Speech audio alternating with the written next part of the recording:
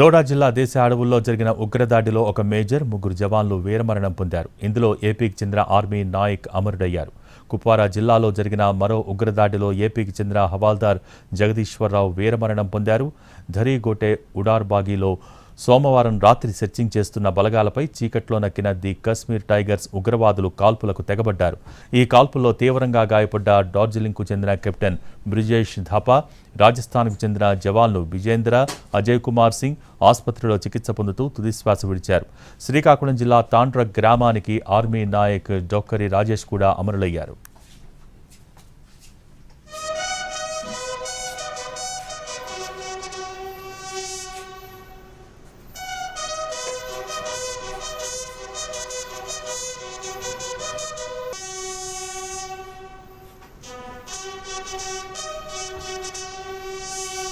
రెండు చోట్ల జరిగిన ఉగ్రదాడుల్లో అమరులైన మేజర్, నలుగురు జవాన్ల పార్థివ దేహాలకు ఆర్మీ అధికారులు, జమ్మూ కాశ్మీర్ లెఫ్టినెంట్ గవర్నర్ మనోజ్ సిన్హా నివాళులర్పించారు.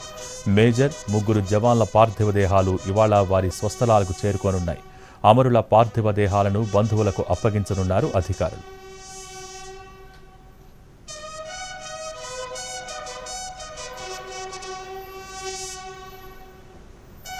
కుప్వారా జిల్లాలో జరిగిన ఉగ్రదాడిలో శ్రీకాకుళం జిల్లా నందిగాం మండలం వల్లభరాయుపాడు గ్రామానికి చెందిన హవాల్దార్ సనపల జగదీశ్వరరావు అమరులయ్యారు. హవాల్దార్ జగదీశ్వరరావు పార్థివ దేహానికి బంధుమిత్రులు, గ్రామస్తులు, ఆర్మీ అధికారులు నివాళులర్పించారు. మృతుడి కుటుంబాన్ని ఓదార్చారు. జగదీశ్వరరావు అంత్యక్రియలు సైనిక లాంఛనాలతో స్వగ్రామంలో జరిగాయి.